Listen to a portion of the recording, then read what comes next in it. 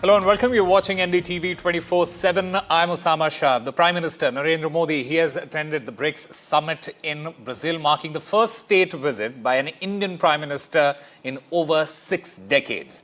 On the fourth leg of his 5-nation tour, the Prime Minister met the Brazilian President Lula da Silva. As tech, climate and counter-terrorism, they dominate the agenda. Notably, Presidents Xi Jinping and Vladimir Putin, they have skipped the summit, with Xi Jinping's absent for the first time since 2012. Now, as trade tensions and security challenges loom large, India is expected to rally support on global terror, including a firm pitch for international backing in the wake of the Pahalgam attack.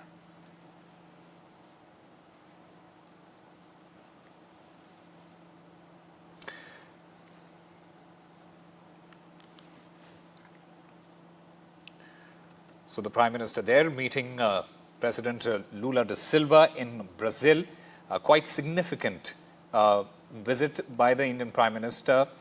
In fact, the BRICS Summit, it's a coalition of emerging economies. It was formed in the year 2009 and it is an annual summit that is conducted since 2009. And originally, Brazil, Russia, India and China, they were a part of this. But in 2010, South Africa joined the BRICS. In fact, it also represents Global South's major powers, and it has been focused on cooperation and development. It engages in multilateral global reforms.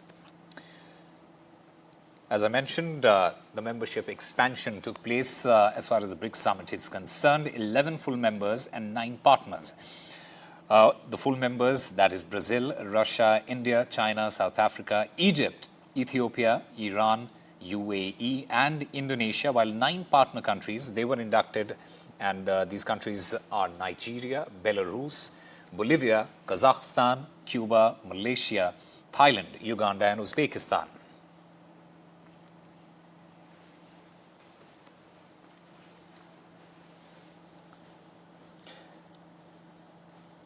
Meanwhile, this is the 17th BRICS Summit that is taking place in Rio de Janeiro. Prime Minister there meeting Lula da Silva, the President of Brazil. The theme of this summit this year is inclusive global governance, climate, economy. In fact, tech is also in focus, and the push for global health collaboration as well as AI, digital governance is also in focus. It also seeks peace and security reforms. In fact, 120 meets are planned, conferences, forums, they are also planned, and all eyes will be on the Global South cooperation. And to talk about it and shed some light on this significant visit by the Indian Prime Minister to Brazil, I'm currently joined by Dr. Brahma Chilani, Strategic Affairs expert. Dr. Chilani, welcome to NDTV, sir. Speaking about India's diplomatic, strategic diplomacy here, how significant is Prime Minister Modi's visit to Brazil, given that it's the first by an Indian Prime Minister in 6 decades? What does this signal about India's evolving Latin America policy and South America policy, sir? I think Modi's visit to Brazil and to Argentina certainly will help India to deepen its engagement with Latin America, because this is a continent that Indian foreign policy has neglected for long. And I think the Prime Minister's visit to Argentina and now to Brazil is important in that way. But I think the BRICS Summit is unusual in the sense that the Chinese President Xi Jinping will not be present. This is the first time that Xi Jinping will be missing from a BRICS Summit since he came to power in China in 2012. And even Mr. Putin won't be present. He will be appearing via video conference. So the 2 key leaders, in fact, the 2 countries that are shaping BRICS have shaped BRICS from the very beginning, China and Russia. Their leaders will not be physically present in Brazil for the BRICS Summit. That, I think, makes this BRICS Summit rather unusual. As far as this summit is concerned, and especially when you look at India, sir, What are India's strategic objectives at BRICS 2025, especially in the light of Prime Minister Modi's broader five-nation tour? India and Brazil are the two moderating voices in BRICS. They've always been the moderating voices. They have prevented BRICS from becoming openly an anti-Western institution. But now BRICS faces a major challenge because it has enlarged, it has doubled in size, and now its cohesion is very much under pressure. That will be, so in a way that this summit in Brasilia is going to be a test of BRICS' ability to manage its enlargement. The fact is that in today's world of great uncertainty, with things in turmoil in the world, BRICS countries are seeking to play safe now. They are trying to not be on Trump's radar. In other words, this summit will not seek to showcase anything that could serve as a red flag for President Trump. In that sense, even without India's moderating voice, the BRICS summit this time is going to shape up as a meeting that actually focused and emphasized on moderate positions. Dr. Chelani, you highlighted about the absence of China and Russia from BRICS 2025. Having said that, can the absence of China and Russia be seen as an opportunity for India to assert greater leadership within BRICS? Do you think that can happen? I think that's a good question. I think for India and for Brazil, the host Brazil, this is an opportunity to showcase their own leadership of BRICS, because now the role will be played by Brazil and by India in formulating the outcome of this summit. In that sense, it's a great opportunity for India and for Brazil. The problem is the larger problem, that BRICS increasingly has come under the shadow of China, that China has institutionally sought to suborn BRICS. For example, the BRICS Bank, which was originally supposed to be headquartered in India, is headquartered in Shanghai. So China has been playing an increasingly large role in shaping BRICS. Its shadow really is apparent across the BRICS institution. And for India, how to deal with this enlarging Chinese shadow over BRICS is an important foreign policy challenge.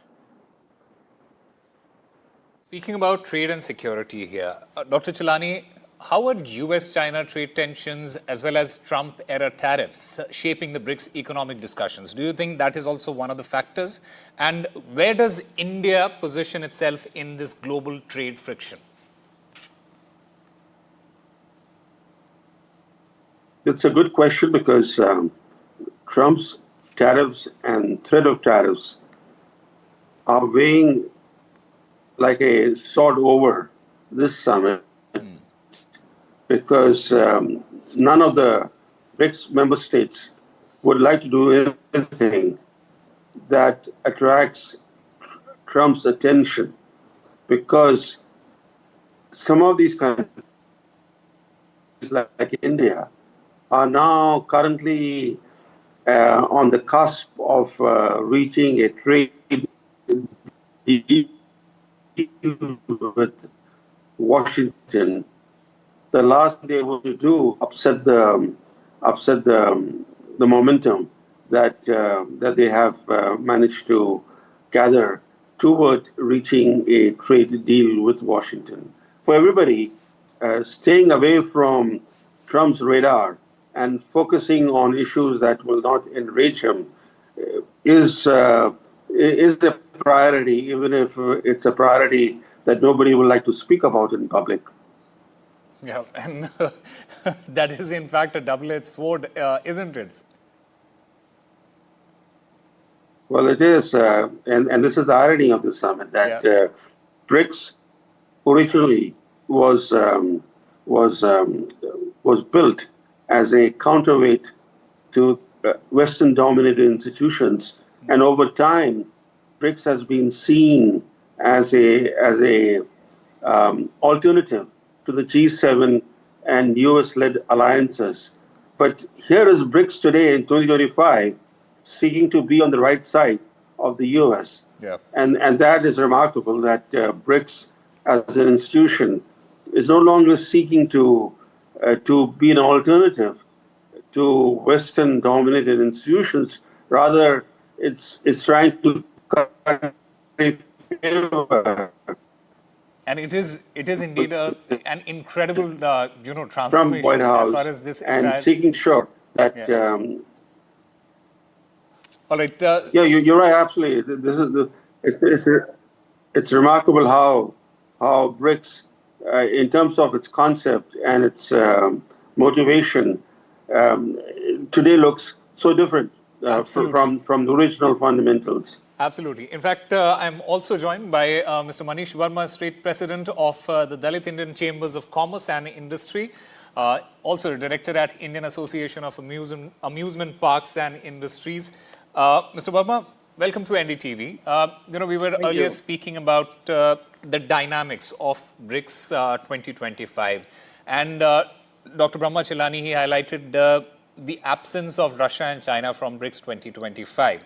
Now, with President Xi Jinping and President Putin skipping the summit, how does this affect the relevance or internal cohesion of BRICS? No, it is not at all going to reflect anything because we are already now growing in numbers also, and everyone is supporting. And it will be a great time in the coming time that many of the countries are joining, and now it will be very good for all the countries to have some special deals and treaties within themselves in this group. Mr. Verma, speaking about India's focus on counter-terrorism, and given the focus on counter-terrorism in this particular summit as well, how can India leverage BRICS to build a united front against state-sponsored terrorism, particularly in the light of its concerns in Kashmir and the recent attacks in Pahalgam?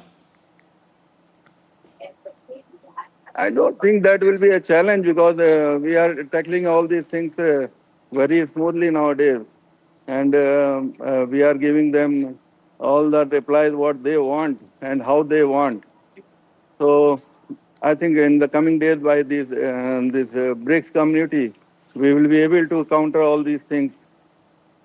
Okay, Dr. Chilani, I also want to get your comments on what transpired in China at the SIO. The Defense Minister, Rajnath Singh, refused to sign that document. Now, again, given the focus on counter-terrorism, how do you see, what transpired in China, and do you see any sort of connection with the BRICS 2025 summit? Because India's focus is very clear. India's focus is on counter-terrorism and to, get the world together to speak up about whatever that is transpiring in Pakistan and Pakistan as a country that sponsors terrorism on Indian soil. So do you think India's India's actions, especially at SIO, the Raksha Mantri's stand at SIO, and China not being a part here at the BRICS 2025 summit, do you see any sort of connection to that?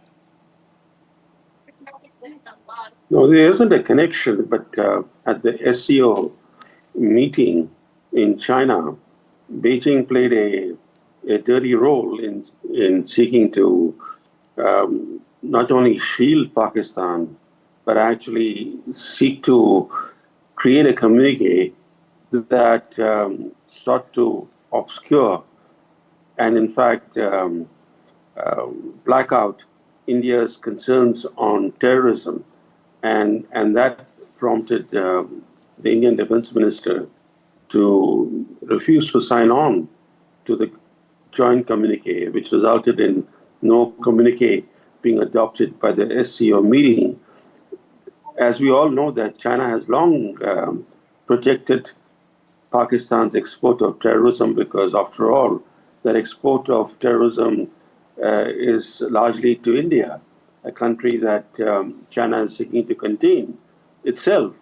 So when China's own proxy, Pakistan, seeks to hamstring India's regional role and seeks to bleed India with 1,000 cuts, this works.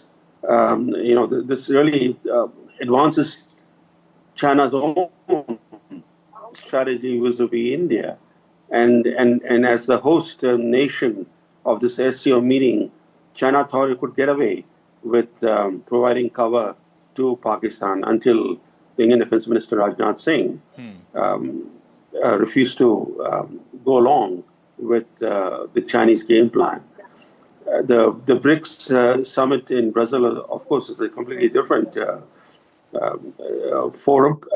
China is very much part of it, even though Xi Jinping may not be physically present at the BRICS Summit, but other Chinese officials are going to be there at this BRICS Summit, which has already started in Brazil.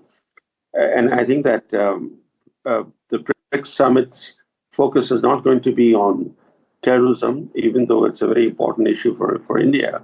And I think it won't be easy for India to bring its concerns about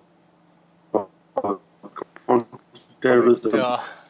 Dr. Chilani and Mr. Manish Verma, could this visit help reset India-Brazil ties, and what are the implications of stronger India-South America relations for global South and South cooperation? Well, that is something that we'll have to wait and watch and see how things unfold there. But thank you very much for joining us on NDTV with your valuable views.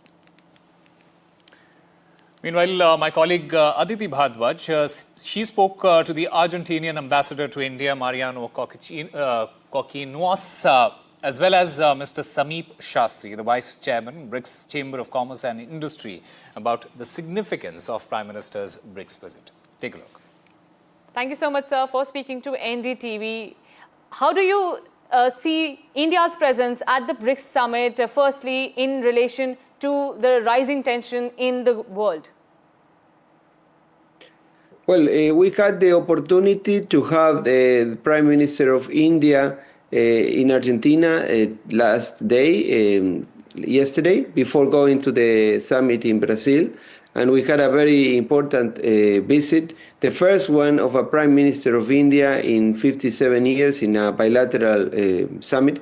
And we had very interesting talks between the President Javier Milei and Prime Minister Modi. And a lot of fields of cooperation can be expanded, and we can work even better. In the afternoon, the Prime Minister left Buenos Aires and he flown to Rio de Janeiro, where I think today it's the summit. But Argentina is not part of the BRICS, so we are part of the G20. We are partners of India in the G20, but not in the summit of the BRICS. So how do you see Prime Minister's visit to Argentina has helped in strengthening the bond between the two countries in relation to the terror attack that happened in India? The Prime Minister's one of the major focus was to echo the sentiments which the world is already aware of about what Pakistan does and how Pakistani-sponsored terrorism is harming everyone. How do you think the Prime Minister's visit strengthened that emotion? As you know, Argentina and India share common values regarding democracy, regarding freedom, regarding the respect for human dignity. And we are partners in the same combating the same threat of terrorism. Argentina is a country that was a victim of terrorism, of international terrorism, not so long ago in the 90s. We had two terrorist attacks, one in 1992, one in 1994. One against the Israeli embassy in Buenos Aires, the second one against Jewish Community Center. In the two attacks combined, we lost more than 100 people, 100 innocent people. And the president of Argentina, Javier Milei, has expressed his strong support to India in the need to combat terrorism, to prevent terrorism, and to combat also the states that promote terrorism and that hide terrorism and that use terrorism as a political weapon. How do you see India's role at BRICS Summit? How crucial it is for India to make its voice heard at the international level? You know, with the times, the global south is a debatable topic now. And India plays a very vital role if you primarily look at it, not just in terms of the development in economies that we are seeing. We become the third largest. And on top of that, in terms of population. So our voices should be heard. And our Honorable Prime Minister for over a decade has just been doing that. We have increased our global presence drastically. And BRICS is a very, very strong platform which has gained importance across the world. People have started recognizing. And as India would be chairing next year, it is very, very important for us because that will help us motivate our builders, entrepreneurs to trade better with BRICS Plus nations. Now we are a pool of 10 nations and plus partnering countries. So it is a big opportunity where we have 45% plus world to cater to just within BRICS Plus. But India has been advocating for a multipolar world to exist. How do you think the BRICS Summit can achieve that agenda? I think it's high time that a multipolar world is required, right? Because developing nations' voice or underdeveloped nations' voices were never heard. It was more like an autocratic system which was dictated by the Western world. Whereas if you look at the population, if you look at the resources, if you look at the manufacturing, everything is being supplied to the Western world, primarily from the Asian part. And unfortunately, we have been dictated for over more than 50 years, 60 years of how to govern, how to advocate, how to protect ourselves, how to stand for terrorism, how to do anything. I don't understand why the few countries have this perspective that they could be the big daddies. We are, a nation which is strong, independent, and we can take care of ourselves, which was rightly pointed out during our Pahalgam attack, that we don't need anyone's support and we will not tolerate any act of terrorism anywhere in the world.